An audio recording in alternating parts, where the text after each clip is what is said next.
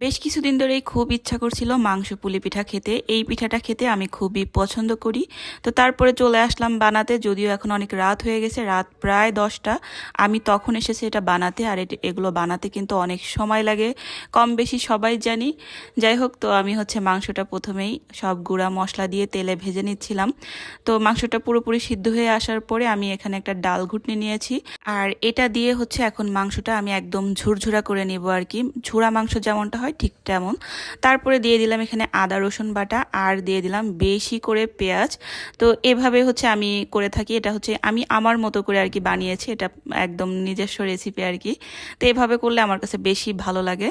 তো মাংসটা রান্না করে রেখে দিয়ে এখানে চাউলের যে খামিরটা সেটা করে নিচ্ছিলাম আর কি, চাউলের আটা। তো ওটা আমি ভালো করে মথে নিয়েছি। তারপরে এখন বড় করে একটা রুটি বেলে নিয়েছি, একটু মোটা সাইজ করে। আর ওইটা এখন এই যে একটা গ্লাস দিয়ে আমি কেটে নিচ্ছি, এভাবেই করে নেই বরাবরই, তাহলে দেখা যায় তাড়াতাড়ি হয়ে যায় আর কি। আর এই তো পুরটা, মাংসের পুরটা ভিতরে দিয়ে পছন্দ মতো শেপ দিয়ে বানিয়ে নিলেই কিন্তু হয়। যদিও অনেক দেরি হয়ে গেছে আর কি, রাত হয়ে গেছে, বিরক্ত লাগছিল।